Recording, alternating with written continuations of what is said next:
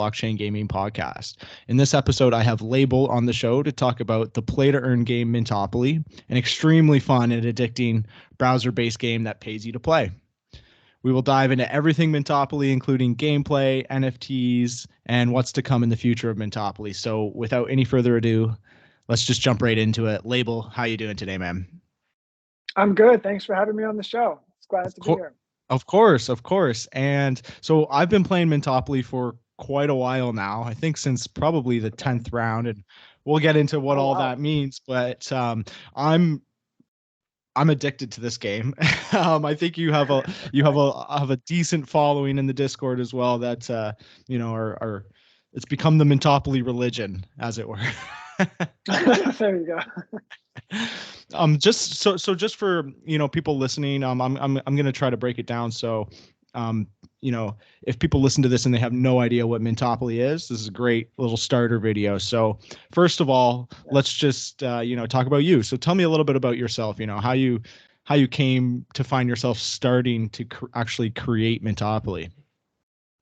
Oh, man, it's kind of an interesting story. I had been kind of an amateur hobbyist coder for a while, and maybe the beginning of last year, so about like 18 months ago or 16 months ago, I started wanting to do something with crypto. I was really getting into it. I started learning about Ethereum and how to program Web3 apps. Um, and originally, I had an idea of creating kind of like an NFT marketplace where you could access content or unlock content by owning NFTs and just Mm-hmm. kind of some ideas. And then I started thinking, well, I need a name for this. All right. And I just started looking up domain names that were available. And somehow I stumbled onto Mintopoly. And as soon as I saw it, I was like, I saw the whole vision for what this project could be. I stopped everything else and I just started working on it. And, over almost exactly a year ago, actually, I started it. And then by June, I had a prototype out there and people were Mm-hmm. playing it. And by the middle of August, we launched or middle of July, we launched our first round last year. Yeah, and to me, I mean, me looking at the numbers, it seems like a pretty big success. I mean, on your first couple of rounds, you already Yeah. had well over 1,000 players playing. Yeah, So it was incredible. that that It that really must just have, spread with word of mouth. I had no yeah. marketing budget or no like, plans along those Mhm. lines. I just started telling a few people and they started telling more people and it kind of just ballooned from there. You got to know that that's a great indicator of you got a great product on your hands. Yeah, absolutely. Hmm. You never know. I've Hmm. started so many projects. You never know how the market's going to react. I was really surprised and happy with how well Mentopoly's been received. Yeah, absolutely. So it sounds like it's a relatively new thing you got yourself into, right? So um, Yeah. I have some secret spies. I'm good friends with Al Riyad, who I did a podcast Oh with. no. Yeah, Uh-oh. I did a podcast with him. I think you know 2 weeks ago or something. So it's been really recent. And another one of the high level players who also plays Coin Hunt World is Little Penguin, who I've also talked to Oh. a bunch. Yeah. So I kind of want to know where when did you get into crypto, and how did that journey kind of begin? Because you said you were amateur hobbyist coder, and all of a sudden you're you're now making play to earn games. That's pretty impressive. Yeah, it's just like one step at a time, Yeah. you just keep going. I had the vision and I really wanted to do it. And I didn't have all the skills, but it was like just learn one thing, solve one problem at a time. And I think that's great advice for anyone who wants to learn coding or anything. Is just start with a vision and then break it down into tiny steps and then figure them out one at a time. And pretty soon you'll get there. But I'm sorry, what was the question though Yeah, about no getting worries. started or?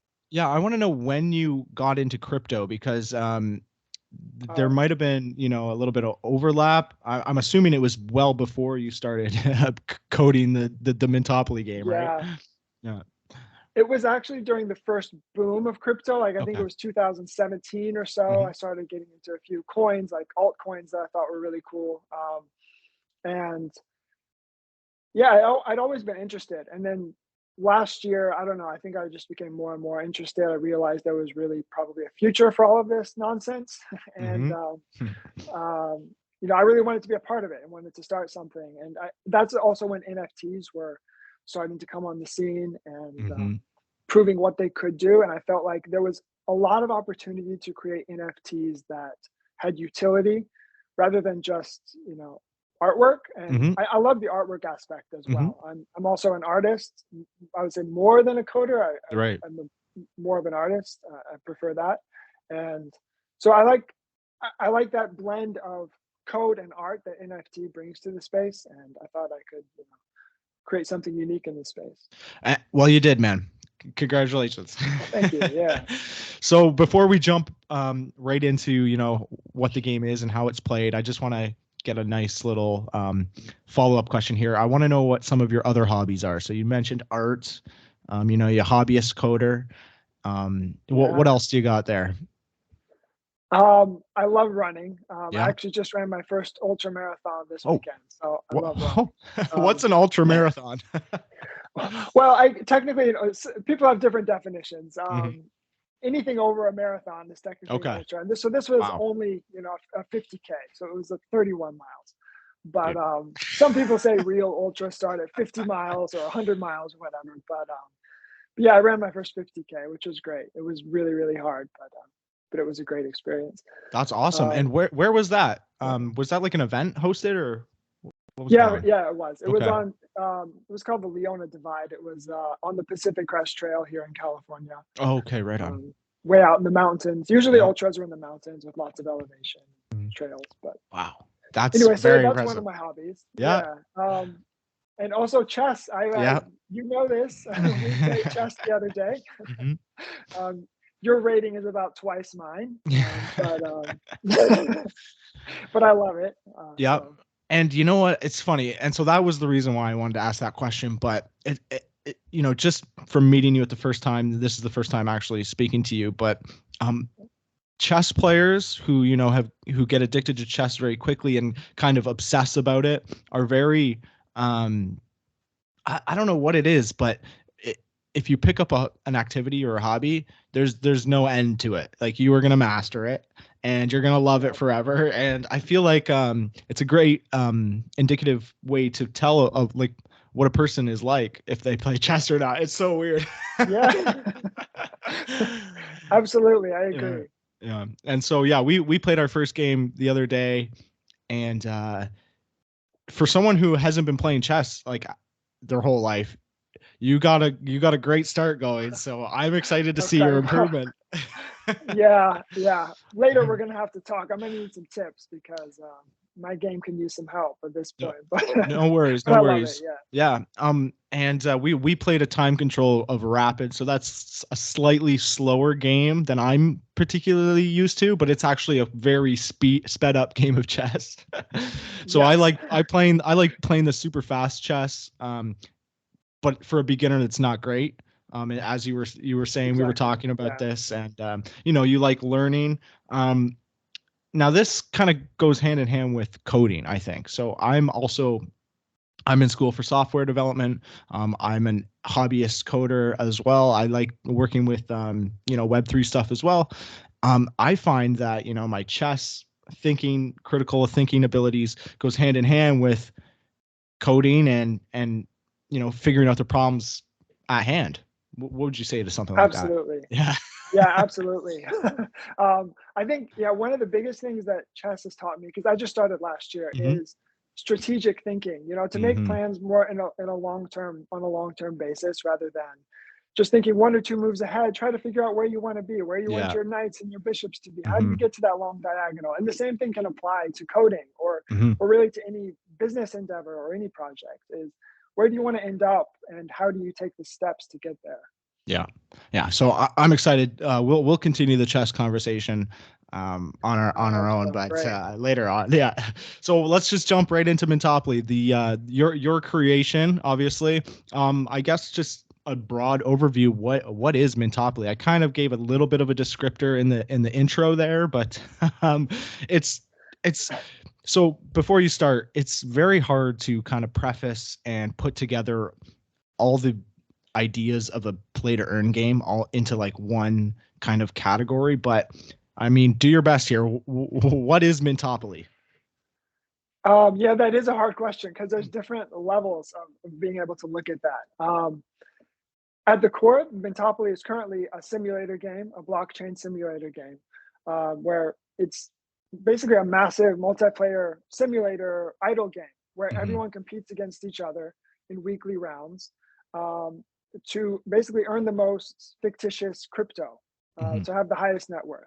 So it's similar to an idle game where you start out with a low tier investment of mining rigs, and your mining rigs earn more income, and then you're able to buy validator nodes and oracles all the way until you're owning centralized exchanges. And there's prestige features where you can hard fork and all kind of complexities and staking pools that simulate the crypto environment and add complexity and dynamism to the game. And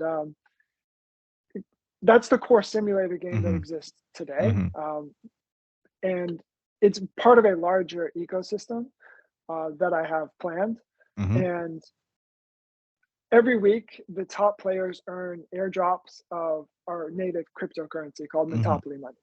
Hmm. So that's kind of the play to earn aspect, is that there's a token with a capped supply of 100 million tokens. And over these first 50 weeks, a million tokens are being distributed to the players of the game based on their rank, a formula based on, Hmm. like the top 500 finishers or so will earn the Mintopoly money tokens. Right. And those have a much larger use in the what we're calling the Mintoverse, I love still it. to come on to Hmm. build to build on top of this game. Hmm. And in addition, there's Mintopoly cards, which are a Right. collection of 12,000 NFTs that provide boosts inside the game. So they help you rank higher and ultimately earn more tokens. So currently, there's those three elements of the tokens, the cards, and the simulator game. Right. And I see all of that really as kind of the first steps of this Mintoverse as a way to distribute this community's token to the Hmm. players who care the most and who are Yeah. willing to spend the most time on it. And I think that's one of the most novel things about the game is that it's an airdrop for more to come, but it's not just an airdrop to anyone who wants it. You have to earn it by playing the game. And I think that Yeah. that will have a really significant impact in the future because the token's well distributed to the people who care about this community the most. Absolutely. And when I first started playing, I think I said around 10. I might have, maybe might have been 10. I want to say 10 to 15th round. I started Okay. playing. And at that point, it was largely a mathematical strategy game where you could map out, um, what the best absolute strategy was to unlock certain investments at a certain time or fork at a certain time. Since then, it's been it's changed. The RNG factor has really been injected inside of the game. So there was also a strategy thinking math element to the game, isn't there as well? Yeah, absolutely. Hmm. And like you said, I've tried to get more and more away from that so that it's Hmm. not a solved problem where you Yeah. just follow a formula and everybody who's learned the best formula basically does the same in the end. I've tried to add more randomness without taking away skill, Hmm. which is an extremely hard balance. And people like Little Pingui, like you Oh mentioned, has my helped a gosh. lot with the math because math is not my strong suit at Hmm. all, especially Hmm. the complexities of this kind of a game. So she's helped a lot. Her and Cora have been great for helping out with adding more complexity and randomness and Yeah. decision making into the game. It was actually her who sent me a Excel document of basically how to beat Mintopoly. Oh wow! Okay. And that was it wasn't to the T, because at this point you had introduced a lot of randomness and a lot of fun speed bumps along the way that the document couldn't account for, which was obviously what you were going for.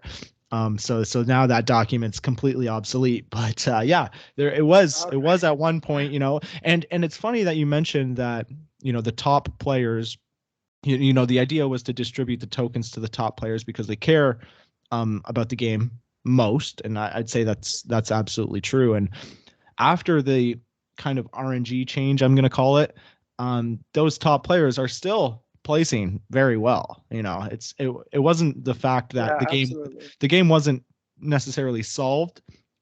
They just wanted it badly. you know? Yeah, exactly. You have Yeah. to work a little harder. That was my goal. I Mhm. want to break the spreadsheets, right? Yeah. It's always my goal to break the spreadsheets as Mhm. much as I can. So people have to think and make decisions and possibly make the wrong decision and learn Right. from their mistakes rather than just being a solved problem. Well, let me tell you, I have made plenty of mistakes on this game.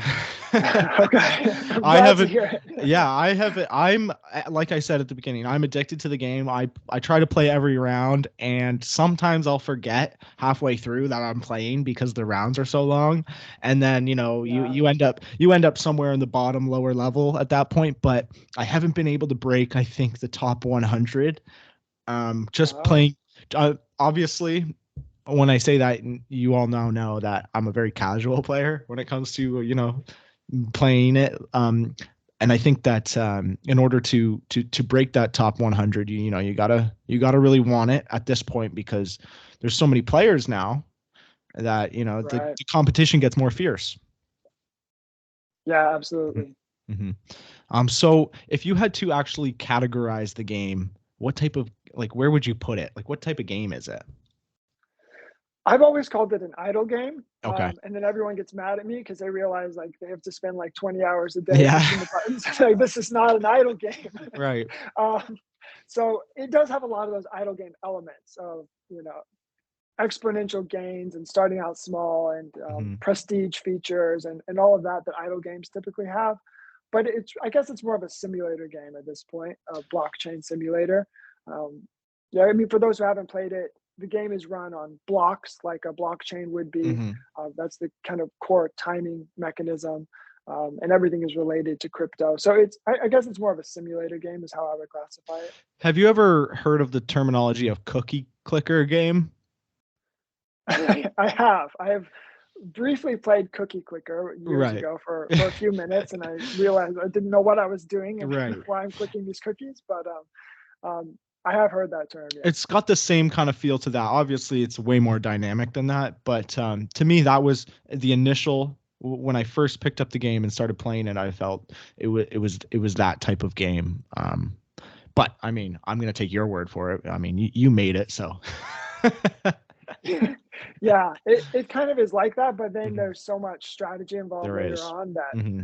it's kind of evolved into one of the most complex idle games or games of this type, I think.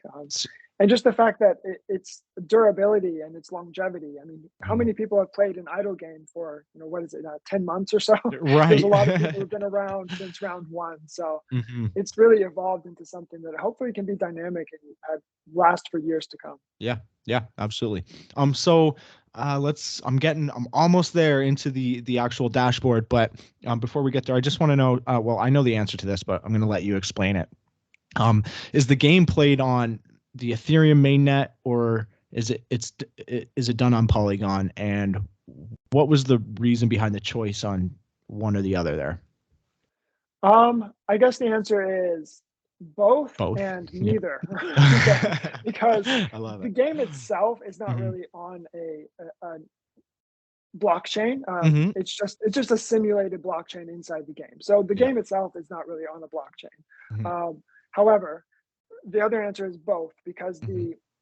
the cards are Ethereum based NFTs. Like Yeah. technically they're semi-fungible tokens because each card has a supply. But anyway, those Yep. are on Ethereum.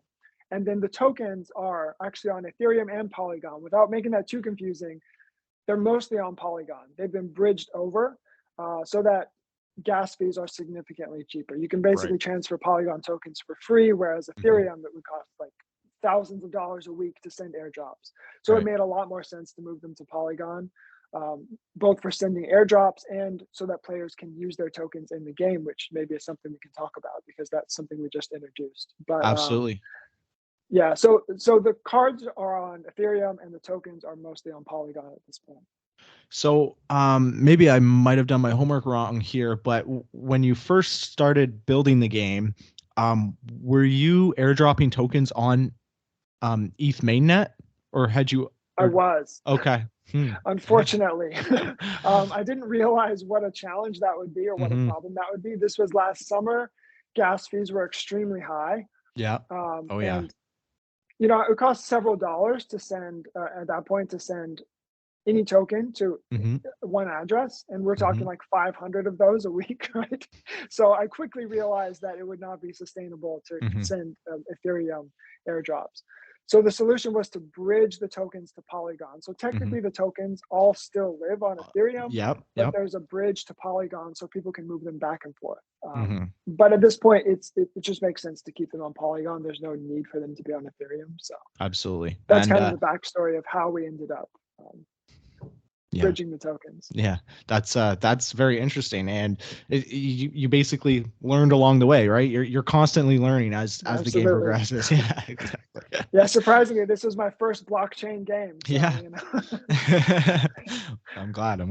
Wild West of this industry. But I bet. I don't have any ambitions to try to create a game. I love playing them. I'm more of a player. But I I congratulate you for making a successful one, at least for now, right? So yeah, it's quite a feat. thank you. Hmm. Hmm.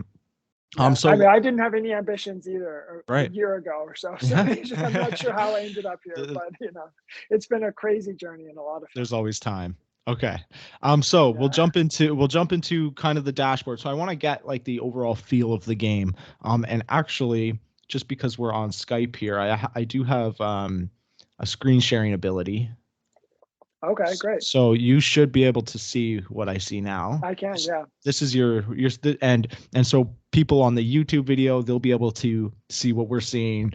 But for the audio version only, we're gonna have to describe what we're doing, and most of the listeners Sure. are on audio anyways. So this is what we're looking at here is the dashboard for Mintopoly. So when you're playing the game, this is what happens. So before anything, let's get into the rounds. So you've heard us talk about rounds since the beginning of the podcast. What is a round? How many rounds are there going to be? And what's the length of a round? Just to get the terminology out of the way. Yeah, so a round is one game from start to finish. And the awards are awarded at the end of a round in terms of Mhm. those airdrops we talked about and other prizes. And a round is composed of a certain number of blocks, and each Right. block is 15 seconds. Right. So generally, the blocks are about 30,000, or the rounds are about 30,000 blocks, which is about a week.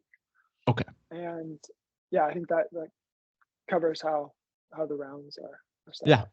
absolutely. And so you can see, I'm just going to do a quick description here. At the top, you see the block time. It's a green bar. It's clearly 15 seconds. And actually, a funny little story. When I first started playing, I had no idea what the time frame for a block was, and I quickly figured out that it's a mathematical game, right? So I was sitting here with my little calculator and on Google's stopwatch, seeing how long a block actually was. So Okay. I I don't think that's ever very well described, actually. So yeah, yeah, no, well, I didn't know, and I couldn't really figure it out in my head by looking at it. So I had to time how long the little green bar took. But it's a nice, very okay. nice, yeah, very nice visual of what you got there. So it shows, 15 seconds, and then it fills up. And then you have the block height, lots of stuff here, lots of good information, along with how much time is actually remaining in the round, which is quite important there. So yeah, so how many how many rounds have already been played? I'm not sure what round we're on right now. Uh, Neither am I. Okay. I think it's 38 or so. All It right. should be 38 this week. Okay. And so I know that there's I've been digging around, and there was something about, stopping at 50. What's the significance of the 50th round? Yeah, no, I don't plan on stopping at 50, but Right. there is a Sorry. significance. So Right. the first 50 rounds are the only ones where 1 million tokens a week are guaranteed. Okay. Um, and another point about that is that there's only 50 Mintopolist cards. We haven't talked about Mintopolist cards, No. but these are the NFTs that are awarded to the top finisher who doesn't have a Mintopolist card yet. Right. So if you win the round, you win a Mintopolist card. This is an NFT card of a special category that gives you a 5% boost on all your earnings. And it's extremely rare. The only way to get one is to earn one in these first 50 rounds. So there will only ever be 50. Yeah. Right. Yeah. Okay. They've all been created. You can never create any more of the Right. Mintopolist cards. Okay. Right on. So So that's the significance. Is the 1 million tokens a week will end at 50 rounds, although there will Okay. likely be smaller airdrops, but it won't be 1 million. And there will be no more Mintopoly cards. Right. Okay. Perfect. And so if you're still with us on the YouTube video here, you can see that below, all your starting information, you have, your list of NFTs or cards that you have. And I believe that it only shows the best one in each category. So technically I have more than two, but yeah, I only have two right now. Like I said, I haven't won any of the Mintopoly cards. You do have to come, high enough to be the top player without one of those cards, right? Right. Yeah. Which is But a great. Right now, there's Yeah. The top 10 or 15 usually have a Mintopoly card, Already, so you really yeah. only need to be in like the top 15. So it's kind of a double-edged sword because the game is more competitive now, Mm-hmm. but also those who are really competitive already have one. So there is a good opportunity in these last 12 rounds or so. Yes. Before we reach 50. For sure. And there was a better opportunity when you could use the Excel sheet. There you go. Yeah. Although everyone else could use the Excel sheet as well. So yeah. competitive in that way too. And they used it better than me. Yeah. Right. Okay. So at the start of a new round, a player drops into their dashboard here, right? And so what's the first thing they do? What do you do at the start of a round? You stake all of your starting cash. Yeah. I'm kidding. I did that this round. A lot of people have done that. Oh, you did that. Okay.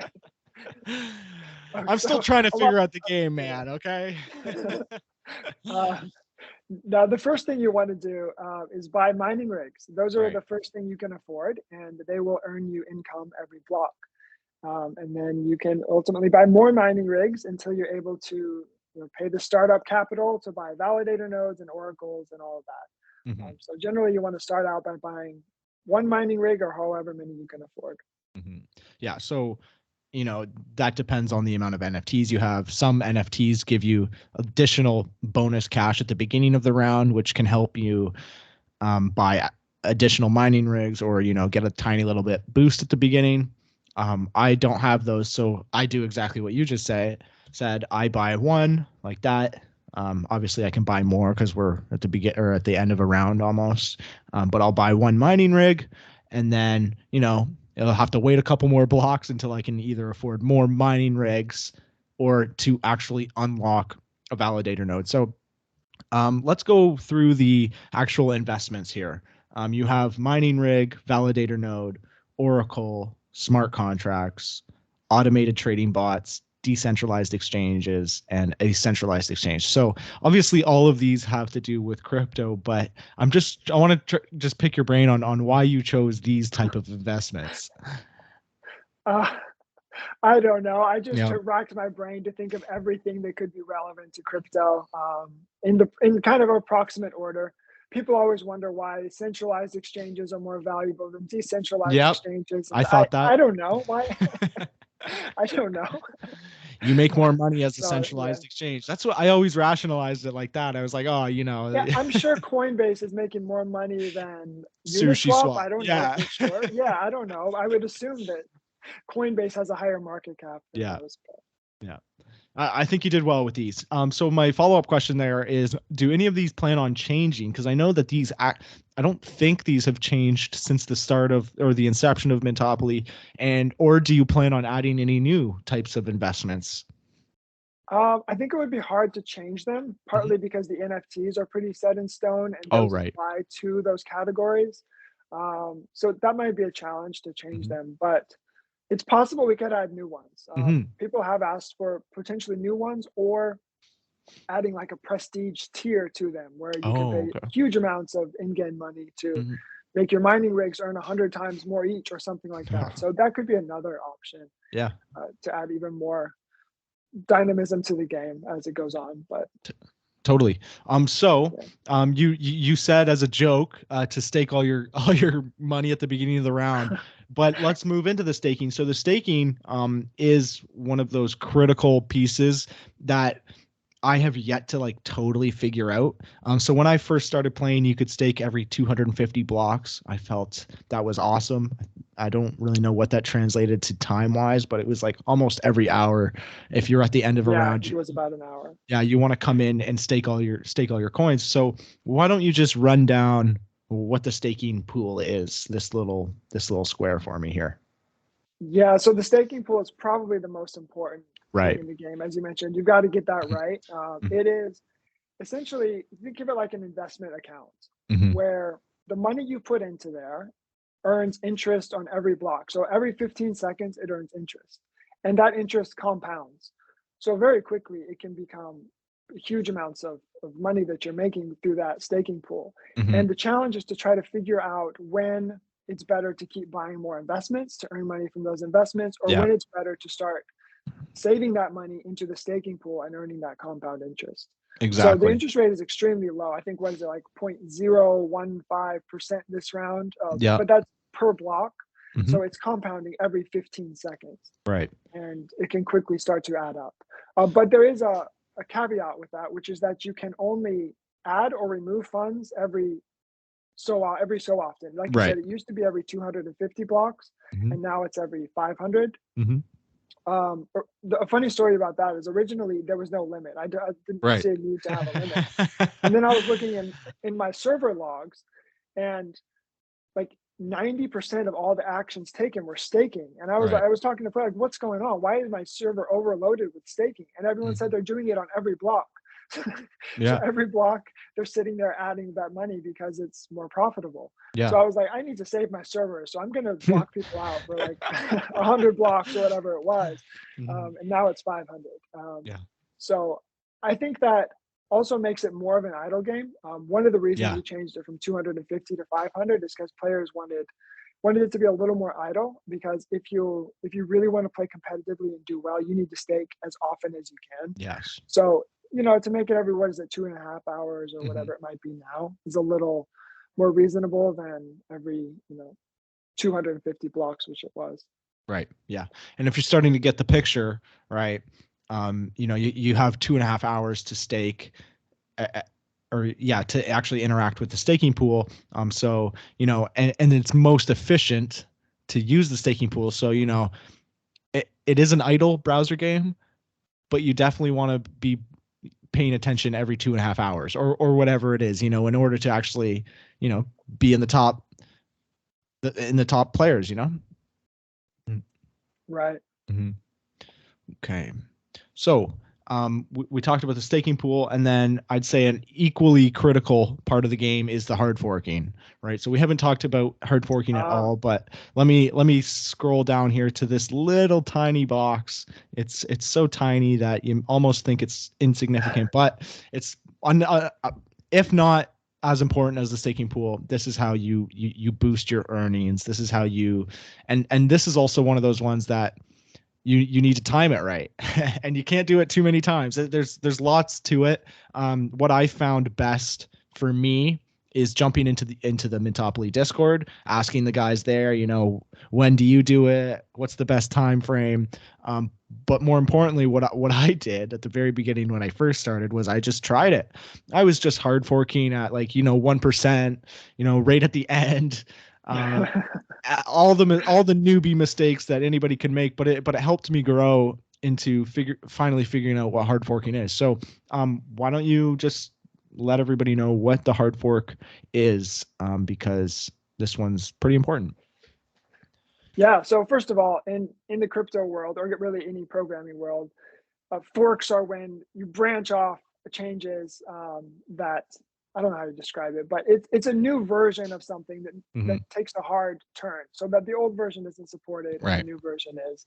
Hmm. And it's a popular thing in crypto. Like Ethereum will do a hard fork or whatever. So that's the origination of the name of it. And Hmm. it in this game, what it does is it resets everything. So you Hmm. start back at zero. You have your original starting capital. You have no investments. You have nothing in your staking pool.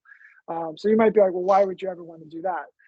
Because you get a percentage boost on all of your investments, all of the mining rigs, all of the centralized exchanges, everything you own will get a percentage gain of earnings on every block Hmm. after you hard fork. And that percentage is based on your net worth when you do the fork. So like right now, I think you have like 1,139% that you would gain. Oh, don't do it. I'm gonna do it. I'm gonna do it You're for gonna do it. You're science. gonna hard fork live. Okay. For science right now. So when I click hard For fork, science. it's a big red. It almost makes you intimidated when you click it. You're like, what?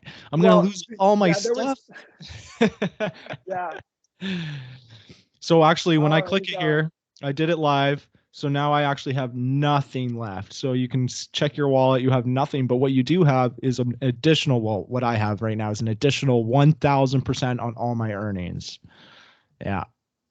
Right. So that percentage will go up the longer you wait. Right. Because of course your net worth will increase and that percentage will go up. Mm-hmm. So then you might say, well, why don't you just do this as often as you can? And that's because there's a formula which changes occasionally that reduces the subsequent boost you get from forks in the future. Mm-hmm. So it might if the first fork is like 10% of your net worth, then the second fork will be like 1% of your net worth. So being able to time it properly is, as you mentioned, probably the most important strategic decision of the game. Right. Absolutely. And so also, just after you hard fork, it's typically advised to hang around, right? Because now you have nothing left, Yeah. and the idea is to ramp up as quickly as possible. So after you hard fork, you want to be around to be able to collect all your things and actually move along in progress. So it's kind of resetting you back to the beginning. To you have to play after you hard fork still. Yeah, because things will move much more quickly. You'll be able Right. to buy you hundreds of mining rigs and then Mm-hmm. move on to the next tiers really quickly. So yeah, it's a good time. It's a good idea to do that when you have some time to Exactly. ramp back up. It's about balancing, and it's funny because I try to balance, my gaming life and whatever else I got going on very, very efficiently. And so this game can really throw a wrench in that because, especially with the staking, you have some dedicated players who, every 2.5 hours, that's for me, that's not enough time to even have a nap. So, Right. I imagine that you'd get some dedicated players who also set alarms for something like this. And, I've it's heard of such things. exactly. So it's all about how you want to play, and it's all about how you have fun and what you find efficient. So obviously, and take it from me, I'm not a player who I'm a very casual player, especially on this game. And I've never placed, top above the 100, and I've still received the airdrop. I'm still having a ton of fun. So I think you've done a very great job of balancing, the casuals who can just jump on and play around if they want, or even start halfway through a round. Not advised, but you can still play. You can still jump in and play whenever you want. Yeah, I mean, I will say there's some people like Miami Fan is a good example. One Yeah. of the players, he says he never sets alarms, not only at night but not even during the day. And granted, he has the maximum number of cards, but Right. he does finish in like the top 10, without even setting alarms, just playing really casually. And without cards, like you said, you can play casually and finish in the top 100. So Mm-hmm. Yeah. you don't have to be super crazy like some people No. are. You can still just kind of play for fun and still, finish well enough to get some of the tokens. Absolutely. Okay, so I'm gonna move along. So we covered, I'd say, the bare bones of the game there. So that's what the game was like when I first started playing. Probably a little bit earlier than that too. There were those three kind of main activities you could pursue. But when the randomness started getting added, was when you implemented the Mintopoly news network, right? Which is a great little idea, and you have so many good descriptions, and this whatever you've done on the back end, it's really excellent too. So why don't we just run through, why was what is it? Let's just start with what is the Mintopoly news network? So it's this little Well, yeah. most players would say the Mintopoly news network is the bane of their existence. Yeah. But, I love it. that's what It's it my is. favorite part. But Okay, well, good. Hmm. You're in the minority there, I I think. know, I But know. no, I think people like it. But the reason they don't like it is because it adds a sense of randomness and a little Right. bit of chaos into the game. And occasionally it can go too far with a little too much chaos. So that's a hard Hmm. balance. But Hmm. what it does is at various times, randomly throughout the round, events will happen in this kind of simulated Mintoverse. Right. Yep. There'll be like news headlines where maybe what are some of those? Um, One of the coder punks or something fell asleep at the job, and now Yeah. there's power outages, and all the Hmm. investments earn less for like 500 blocks. Right. So you can never count on something being the same in the future as it Hmm. is now. So Hmm. so there's different types of events. There's types that will give you a cash boost. Yep. So something great happens and you get extra cash. Hmm. There's um, earning events where you maybe a certain investment or all investments will start earning more money or less Yep. money for a period of time. There's cost events where something may happen that will drive up the price, like there's a Hmm. shortage of mining or of chips, so mining rigs are now more expensive to purchase for a while, or vice versa, they're cheaper. And then there's staking events, which will adjust your staking balance, as if there was some kind of a hack or something happened that drove down, your amount staked. So Right. those are the current type of events we have, and you never know when they're going to happen. You never know Hmm. whether they're going to be helpful or harmful. But that's how the MNN works. This one is sticking true to the Mintopoly roots. I feel like you could compare this, right to the game of Monopoly. What? I can't even get that word out. I want to say Mintopoly. One time I was talking to someone recently about a business. I'm like, pretty soon they're going to have an entire monopoly on this industry. And they looked at me like, and I didn't even realize what I had said. So it's ruining all of us. Yeah, exactly. I feel like this one it's perfect for that just like um comparison because say you're playing a game of Monopoly and you go every time you cross go you get $200 or you land on a chance card and something random happens. And so these are along those same lines. It's a perfect way to disrupt those Excel sheet users. You absolutely Right. cannot predict what's going to happen, right? And even those like tiny minuscule changes, see, look, this one was the staking balance increased by 15% on a specific block. So right there, that's a massive change, and it's affecting all Yeah. players that you can't account for, right? So it's a great little injection of RNG that doesn't send anybody into a frenzy, or maybe it does. Oh, it sends a lot Yeah. of people into yeah, it sends a lot of people into a Yeah. frenzy. But um, generally now that all the events happen to everyone, Hmm. um, it does have the capability for events to happen just to certain people, like maybe Hmm. 100 random people. But Hmm. again, if 15% staking balance in a game where compounding is so powerful, that can really like totally disrupt the game and determine the winners. If one person got 15%, Hmm. and no one else did. So generally, the events happen to everyone these days. But still, you never know because if you just forked and you Yeah. lost all your staking balance, and then there's a 15% increase, that's going There to you hurt go. you negatively. Whereas if you had waited, it would be a benefit. So Absolutely. And I do remember some of those older random news network pop-ups that would happen that would affect the top 100 players, and it was perfect, right? Especially if it was a negative one, because everybody yeah, else was like yay, and then those top people who had just been grinding for a little bit are taking a little bit of a deficit, and it kind of almost balances it. But if they're serious enough, they can push back ahead, but right, it kind of gets them sweating a little bit. yeah, for sure. I love that part about it. Okay. Oh wow, look at that. Rank 183. But that was before the fork. Oh So yeah, it probably hasn't updated since the fork. It would be pretty good if you're 183 after the fork, but yeah, that would be nice. But yeah, this is just a science round because we're doing the podcast. So I might although I have heard to. a lot of people were forking around this time, so maybe this Oh, was a good time to do it. I'm not sure.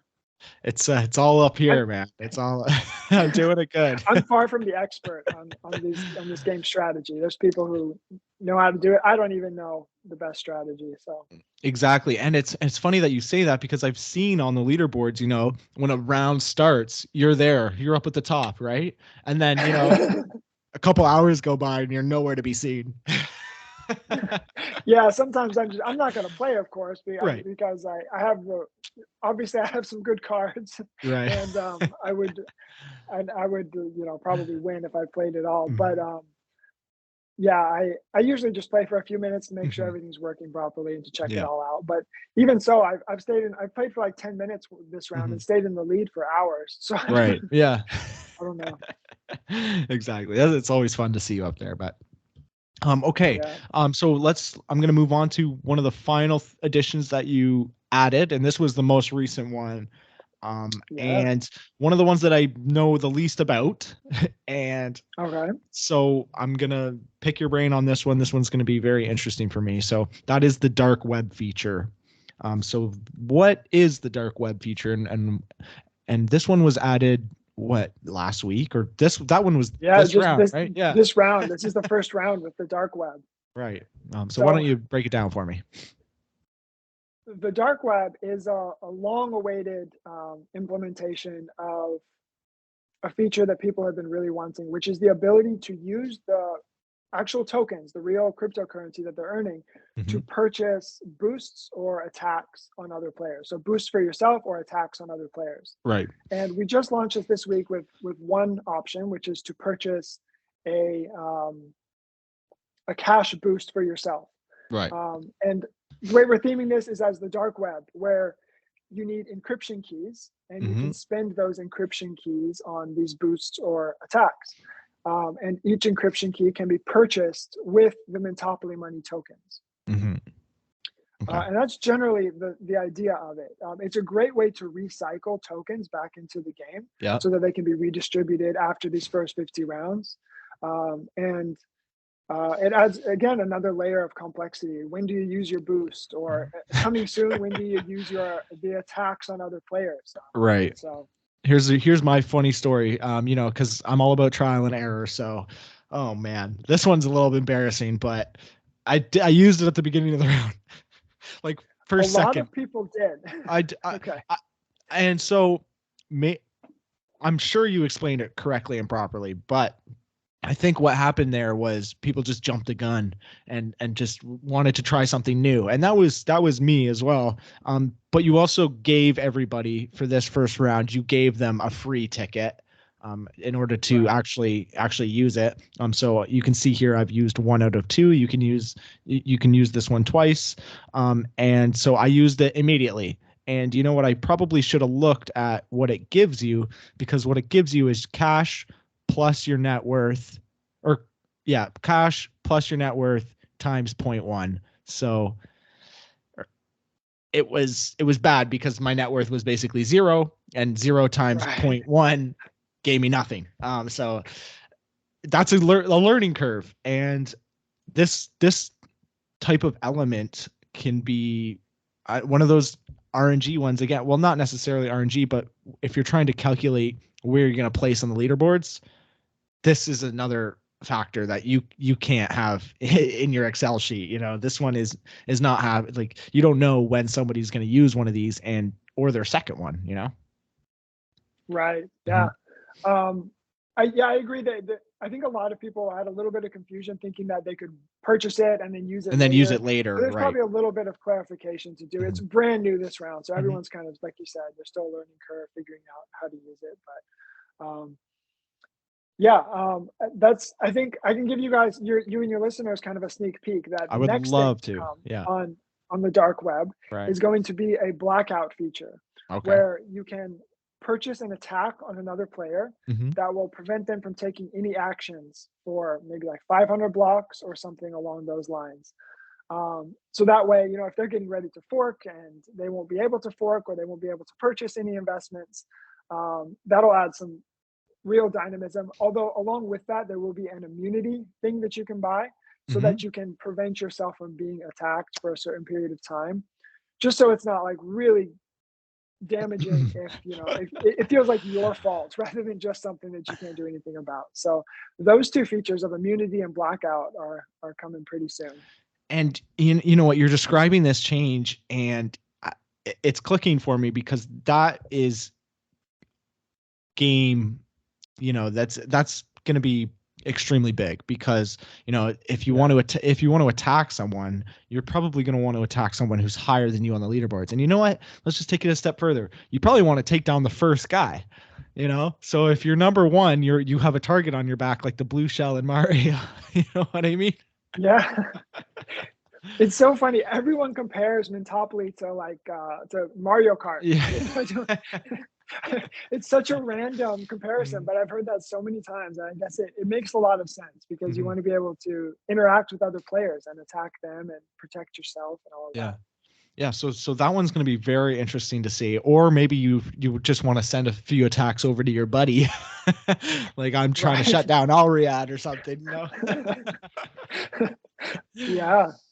Now riddle me this. So this is just me coming off the top of my head here, but what if I had multiple accounts and I purchased multiple attacks to kind of try to stifle, someone in a not so sportsmanlike way?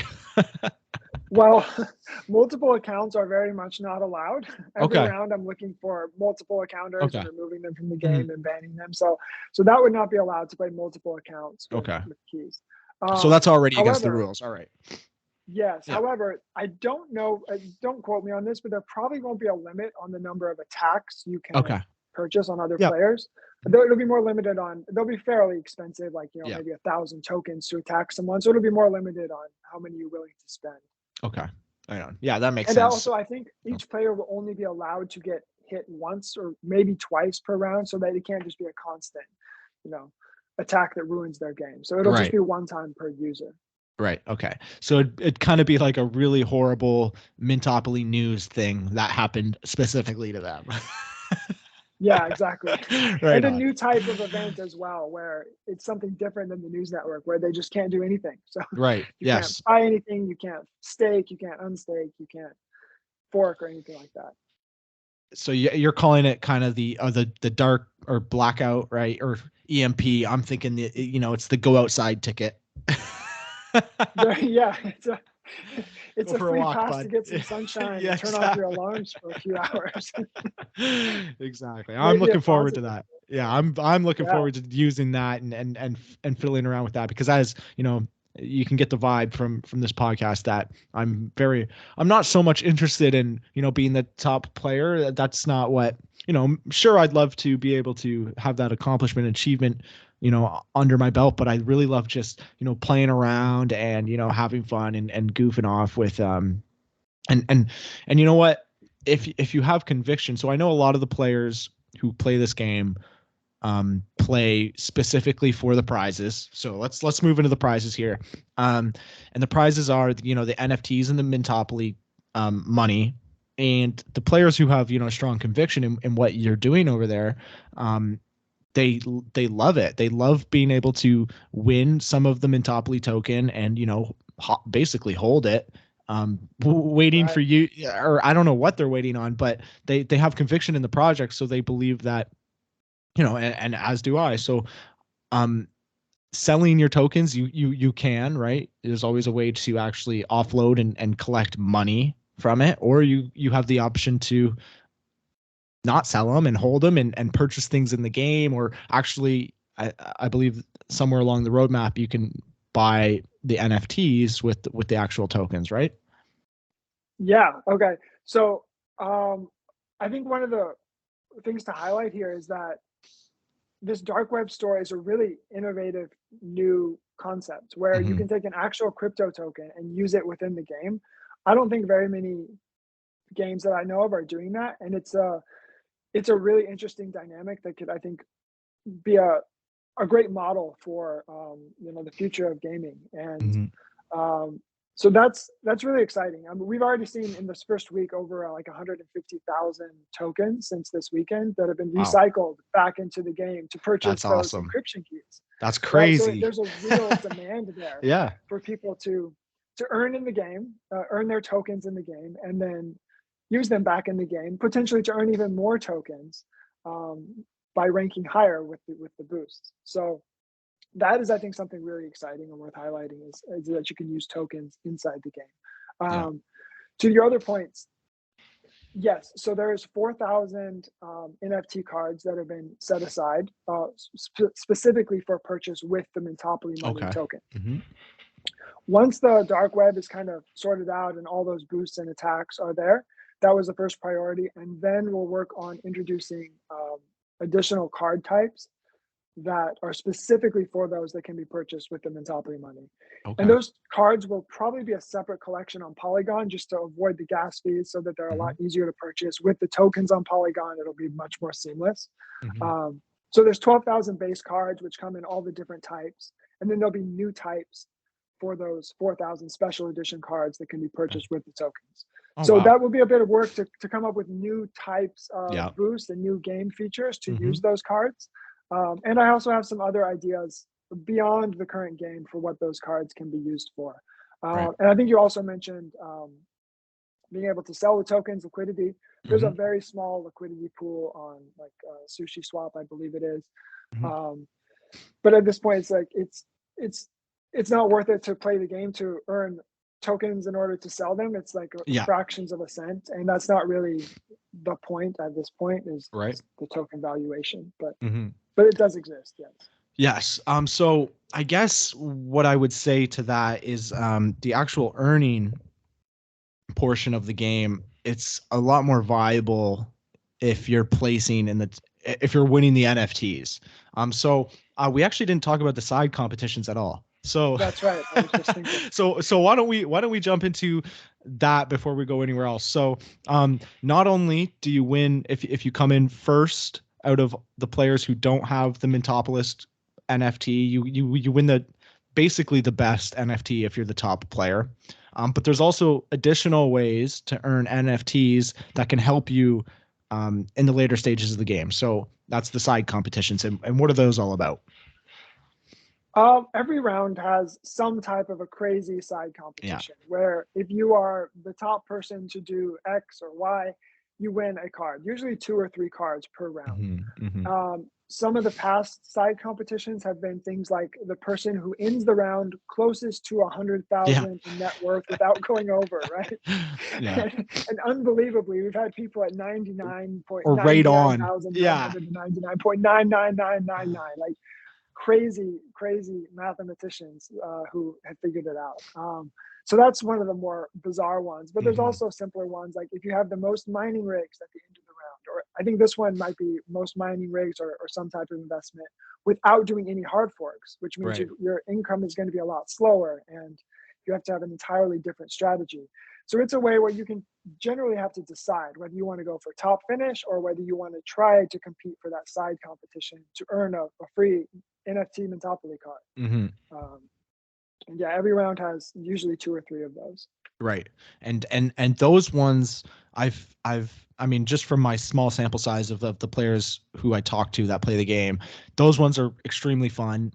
They typically they try to go out and win the Mintopoly card because then that one will help you win the rest of them relatively easier. It's not easy at all to win the side comps, but those are the ones that they have the most fun with because it completely changes your play style. You can either choose to play for as high as you can get on the leaderboards, or you can play specifically for those side competitions, but you can't necessarily sometimes you can do both if they overlap, but most of the time you're not playing to win if you're playing the side competition.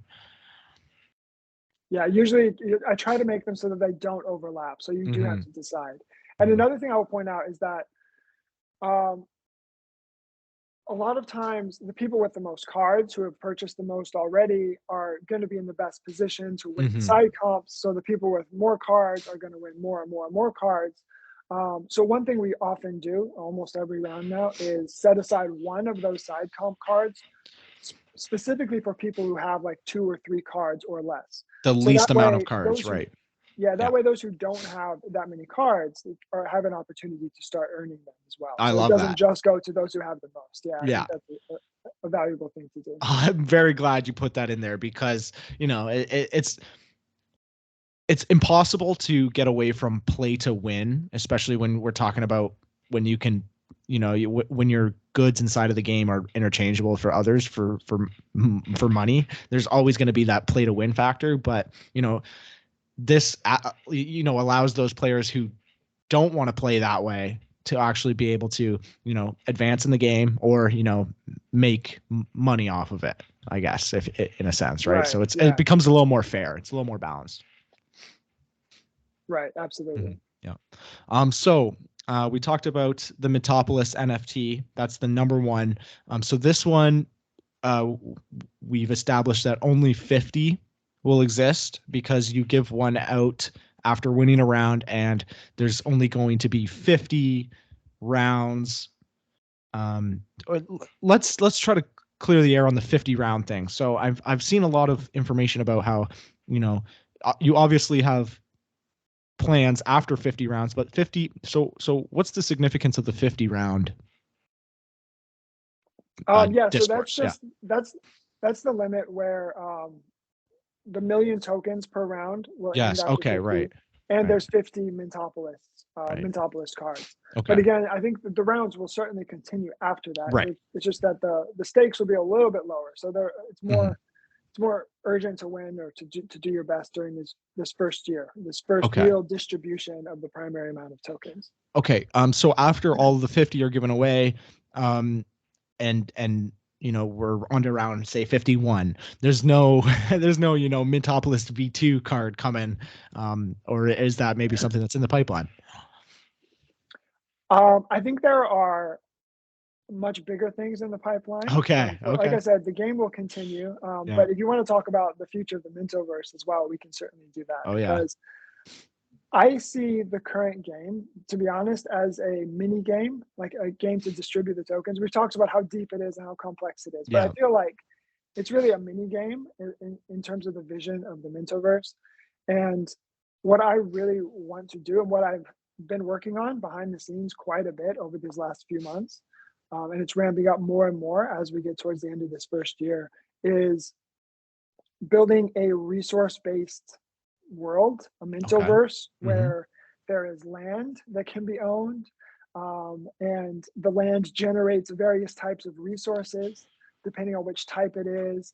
The resources are all backed by the Mintopoly money tokens. So if you need to buy and sell resources that you're generating, or you need different types for your land, they're all backed by the tokens in essentially a real economy. Right. Because you'll be generating income from your land that you can sell for tokens or trade for other types of resources. That is the bigger vision of where Mintopoly is going. It's much more than the current simulator game. Now, the current simulator game will play a crucial role in that, in terms of continuing to distribute tokens and continuing to provide value into that larger world. But yeah, I'm working on a much bigger version 2 or the next phase, let's say, of the Mintoverse. That's extremely exciting. I know a lot of players will be very excited to hear something like that, and it also gives you a little bit of a planning idea if you're a player of the game to start stacking. Yeah, absolutely. Like, don't be getting rid of your tokens. That's something I really want to communicate, is that the tokens will be extremely valuable in the future visions of this game. It's not just that you can use them in game and all that, or purchase a few extra cards with them. That's great, and that's going to be a big part of it. But it's really just a piece of the puzzle. There's a lot more that I want to do, and what makes that all possible is this current distribution for this year. To get out 50 of the 100 million tokens directly to the players who care the most. There's many thousands of addresses now who own Mintopoly money tokens. And that's a huge asset as we start to build, an economy and a world where you can trade resources and play a much bigger game. If that just started from scratch and there was a bunch of tokens that I had, then it's really hard to do that. But now that it's so distributed, that players have the tokens themselves and they can make their own decisions, that'll give rise to an entire economy from the beginning as that comes out. So there's a lot of really exciting stuff in the pipeline for sure. That's you gave me goosebumps. Oh, All right. I do have some quick questions. I definitely want to dive right into that, and we'll get into the roadmap quickly. But I want to knock off a few things that I think players will find interesting if you have an answer to. So sure. these are kind of specific questions, maybe from some players, but you don't have to answer them if you don't feel comfortable. But Oh they're not no. too bad. They're not too bad. So for players so we were talking about the NFTs and about how in each tier there's multiple, or in each category there's multiple tiers. So for example, the free one that you give out, if you place 50 or in the top 50 for a certain number of rounds, it gives you a staking boost, I believe, of 4%. And then if you place better than 50% in the 8 rounds, it actually upgrades to 6. So technically you'd have 2 NFTs, one at 4 and one at 6, or maybe I have the numbers wrong, but you get the idea. Is there basically there's a best in slot for a type of NFT, right? So for staking, it would be, there's a best in slot card. Are there any plans? Um, so is there a significant reason to have all of those cards in those tier, or do you only want the top one? Because a lot of those players who have all the cards, let's create a fictitious example of a player who has all the cards. Maybe they want to get rid of all of their lower tier cards because now they don't need them anymore. Is that something you've thought about, or what's going on there? Yeah, so there are ranges, so some of the NFTs, the staking pool, I think ranges from 18 to 22%. Right. There's a card that'll give you a staking pool boost, and Mhm. they range from 18 to 22%. And that just kind of creates some sense of like rarity and scale for the different types of cards. It's not a dramatic difference. I mean, some might argue that 22 is a really big difference with compounding, but um, during the current game, to answer your question, you really only need one card because the Right. game will automatically pick the best one that you have. Okay. It'll say, okay, Mhm. you've got an 18 card, a 19, and 22 staking card. It'll just Mhm. pick the 22 for you. Um, However, in the future plans for Mintopoly, my focus is on making the cards and the tokens as valuable as possible, giving Okay. them as much utility as possible. Okay, Mhm. I can say that for sure. Yeah. It's not like there will be new cards and new tokens and new things to purchase. It's all about this existing collection and making it Okay. as valuable as possible. Mhm. So I mentioned that in this world there will be plots of land which can generate resources and things like that. The Mhm. NFT cards will play a crucial role in that process. Okay. So if you have more than one card of a type and you're interested in sticking around for the future of Mintopoly, it may be good to hold on to Okay. duplicate cards. Yeah. In the current game, I don't see an immediate use for 2 of the same type, but in the future, Mhm. there's probably a lot more that can be done with multiple cards. Excellent. I think that's the answer everybody wanted to hear. Okay, great. Yeah, and that's my focus, just making Yeah. the cards and the token as valuable as possible in as many ways as possible. Mhm. That's what I want to do. And now this one jumps a little bit ahead, but I want to get rid of this question before we move on from the NFTs. So, is I know that I read something during my homework about being able to rent NFT cards. So is this something that's on your radar? And on a more personal inquiry, just my own curiosity, I kind of want to know what the technology behind renting an NFT is. So. Yeah, so that is another one of the planned uses of the tokens is that you Oh, would be okay. able to spend a certain amount of tokens to rent a card. Um, there's a few caveats there, though. One is that um, there are NFT cards like we talked about. There's also promo cards. The ones you mentioned where they give you a small staking boost. If you finish in the top half of the round, you can earn one of those. Mhm. That's a promo card. It doesn't. Right. It's not an NFT. It just kind Right. of lives in the game's Okay. code and it lives in your account forever. You can't trade it like an NFT. So my primary thought would be that you could rent in or promo cards on a per round Okay. basis. So it would Okay. just add, an extra Mm, celeb card to your account, mhm, or would mhm. add an extra banker card that increases your earnings of centralized exchanges Okay. at a smaller rate than the NFT, and you could pay, 500 or 1,000 in Topley money, perhaps through the same encryption key system to Okay. rent one of those cards. So that would be another in-game use of the tokens.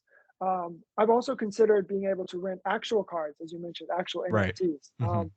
I don't, I haven't gotten far enough along with that, to be honest, to know exactly how that would be done. Okay. Yeah. Although I have a general idea of how Hmm. you could rent cards. It would just, in the game's code, it would just prevent the user from using that card and give it to the other player Okay. for a temporary amount of time. Hmm. And that would probably work pretty well. If we came to that, I'm not 100% certain we would be able to rent actual cards. I'm not sure Right. that would necessarily make sense, but Hmm. it would be an option for sure. Okay, yeah. No, that makes sense. Actually, kind of like crediting an account, and you could probably do it for, multiple rounds or even just one round of like putting the Yeah. card like that, doing the renting that way. Okay, yeah, that makes very logical sense. Okay, great. All right. Okay, then let's jump into the roadmap because we've been going for about an hour and 10, and I think this is probably the juiciest bit. Yeah. I feel like I've already spoiled all the roadmap No, features, it's but okay, man. So, I kind of wanted. I'm just gonna go through. Okay, here, let me share my screen again because, you technically have a great roadmap, on your website here. So this is I it. will So say this the roadmap hasn't been updated that's in fine. probably several months. So actually, a That lot of okay. this It's already been has already finished. been done. So yeah, Yes, yeah. it's on So my we'll list for this week actually to update Okay. it. All right, right on. So the in-game token uses, right?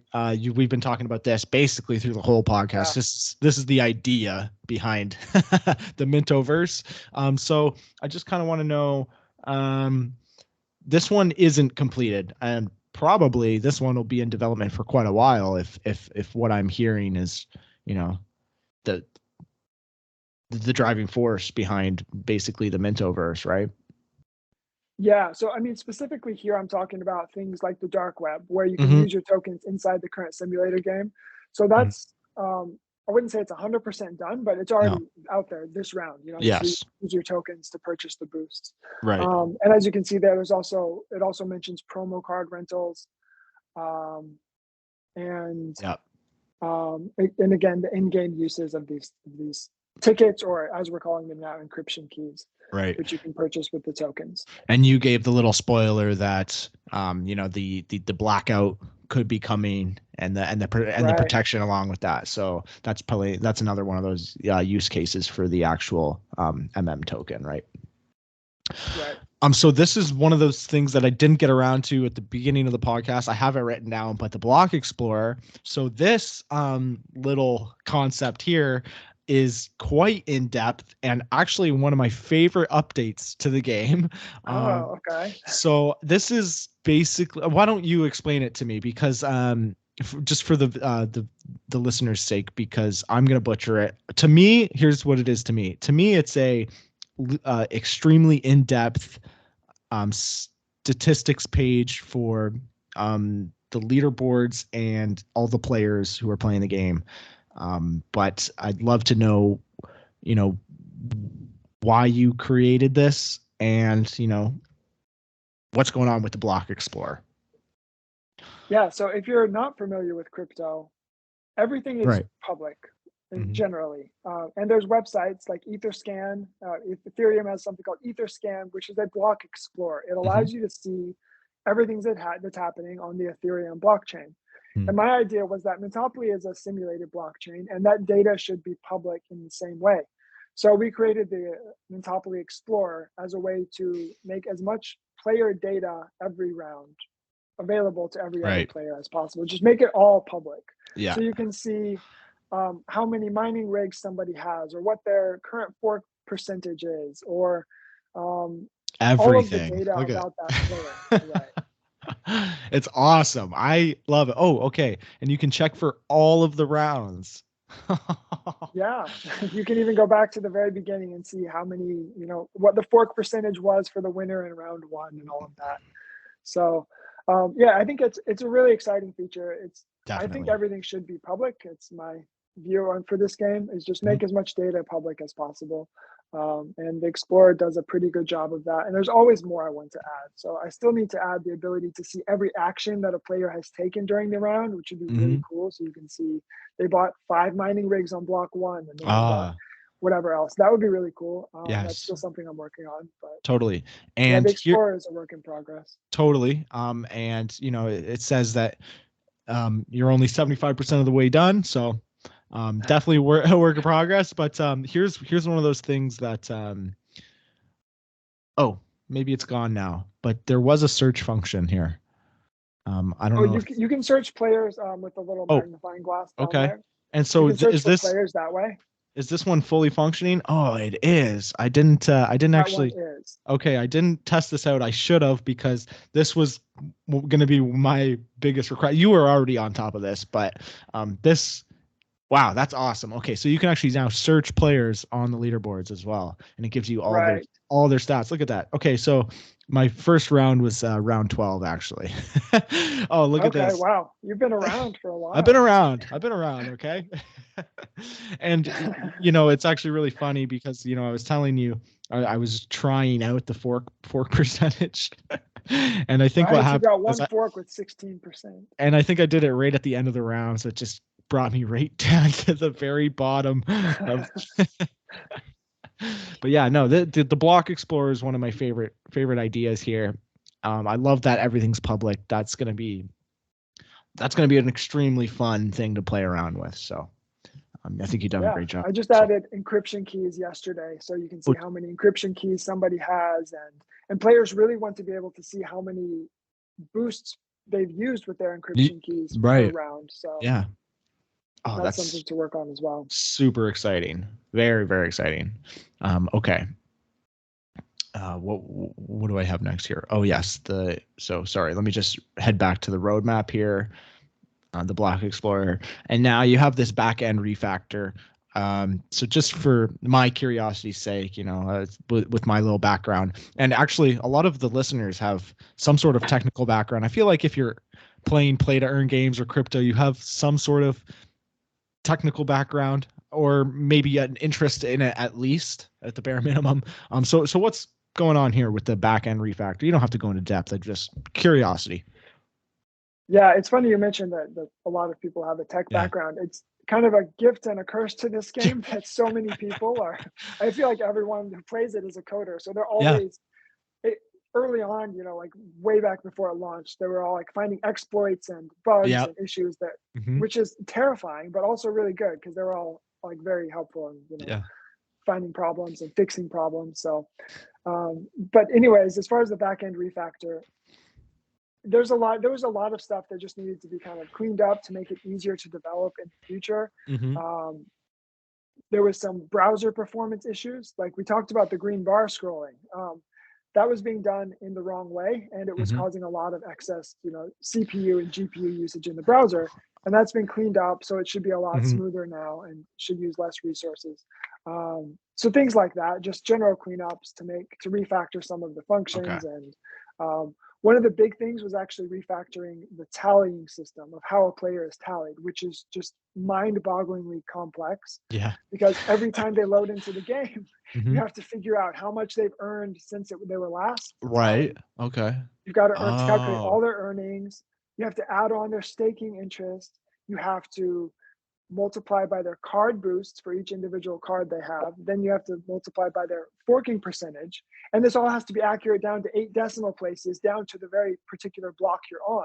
Wow. And then when you add the Mintopoly news network on top of that, sometimes the earnings are going to change for parts of that period of time. Totally. That logic is complex. Very, very wow. Complex. Yeah. Yeah. It would be complex logic. So that should be that should be very solid now. But I would say that was the biggest part of refactoring. Okay. And that's what made the Mintopoly news network so hard, is that it added yet another very complex variable into something that was already so complex. So yeah, that's pretty impressive though. That satisfied my curiosity. All right. So the next planned projects here. This is what you have for just one of the headlines here.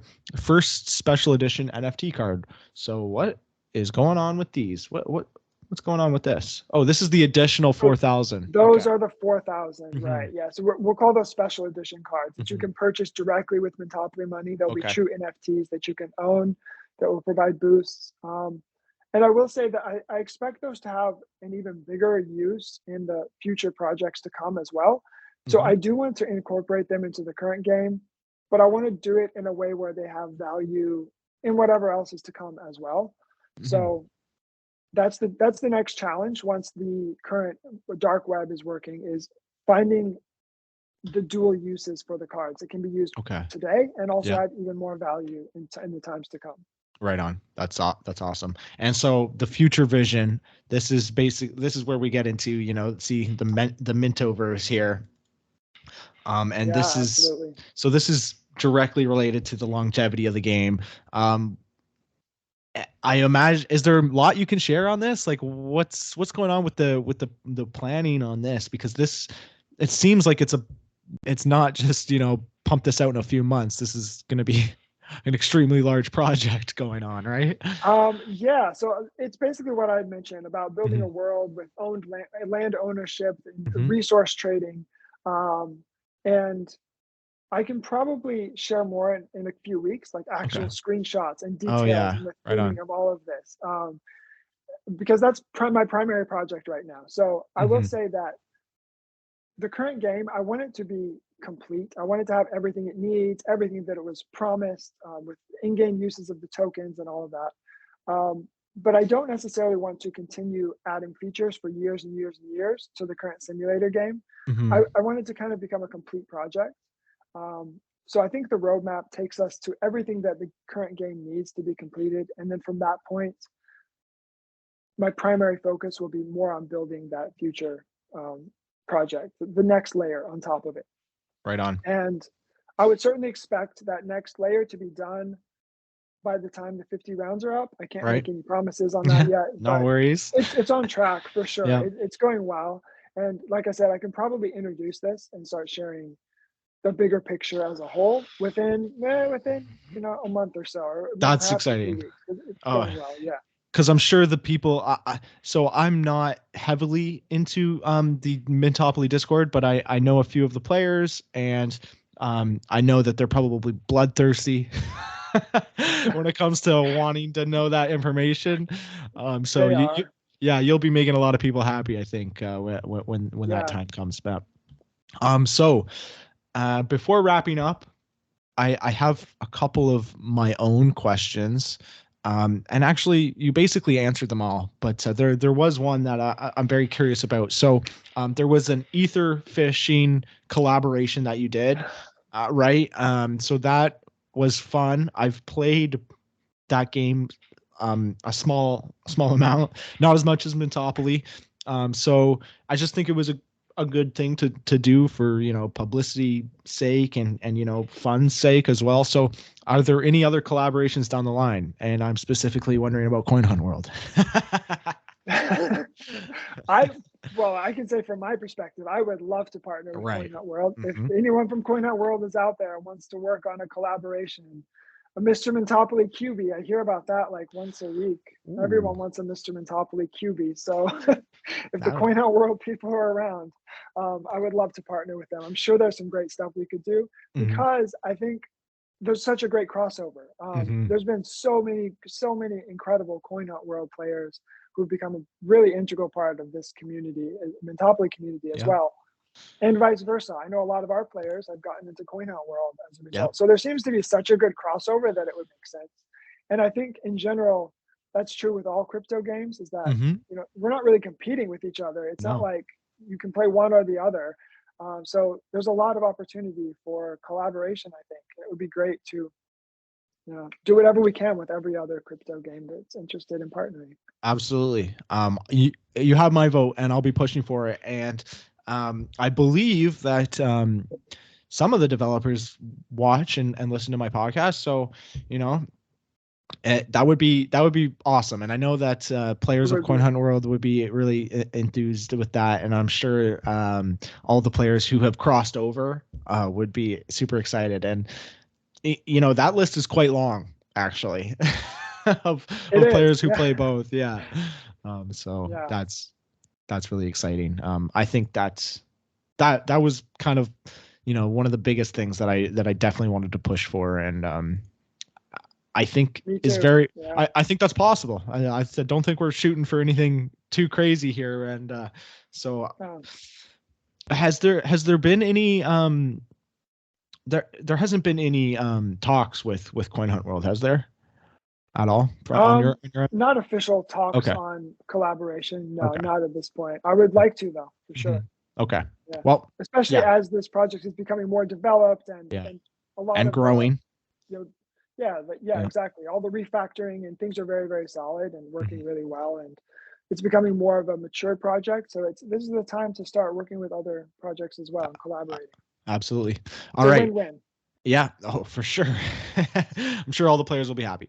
So just to finally close it up here, um, I have a final question, and it's revolving in the team. So, correct me if I'm wrong. I would be extremely shocked if you were doing all of this alone. Um, do you have a team working behind the scenes with you? And well, like, what's going on? Is there multiple people? Not really. Wow. Generally, I have a developer who helps out on Okay. a part-time basis as well, Yeah. and he's great. He's better than me for sure, and he Yeah. can solve some of the bigger problems, like some of those larger refactorings that we talked about. Mm-hmm. Mm-hmm. But I do a lot of the coding myself. I've done Wow. pretty much all of the artwork myself. For the front end, the back end, the cards. All of that, and I really enjoy that process. I like having multiple skills to be able to use in one project. So I love being able to do the art and the coding and the marketing. But yeah, it is a lot, especially community Wow. management and managing the Yeah. game and managing the development. It's ballooned into a pretty big project. But yeah, the team is fairly small, and I will say that my Discord mods are awesome. They do Yeah. such a great job of keeping the Hmm. community in line. Um, Drop Dude in Miami and Yeah. Akura and Aragath, very they're great, and so is the rest of the community. I mean, the Yeah. strongest thing this game has is this community. I don't Yeah. even They're crazy. They're just so supportive and so helpful, and it wouldn't be really anything without them. So No, yeah, that's awesome, man. And I'm extremely impressed that you're doing that with such, like, what, well, one other person? That's insane, man. I yeah, think I think you got yeah, something really special on your hands, though, and I think you know that. So, um, but this is what we're gonna call it. We're going on an hour and 30. So, Label, I just want to thank you for coming on the show. Been a great little ride here. I've been playing for Mintopoly for a while, as you know, and yeah, it's been a pleasure to meet you. You're a great guy, and we share similar hobbies. So I'm excited to see what the future holds for us. yeah, absolutely. Yeah. Maybe someday I'll beat you at chess, but probably not I'm for looking many forward years. to it. uh, I would yeah, love well, for I that to really happen. appreciate it. Yeah, Yeah, I appreciate you having me on. It was a pleasure to be here and a lot of fun. of course, man. And we'll talk again soon. All right. All right, thank you. Okay. Bye now.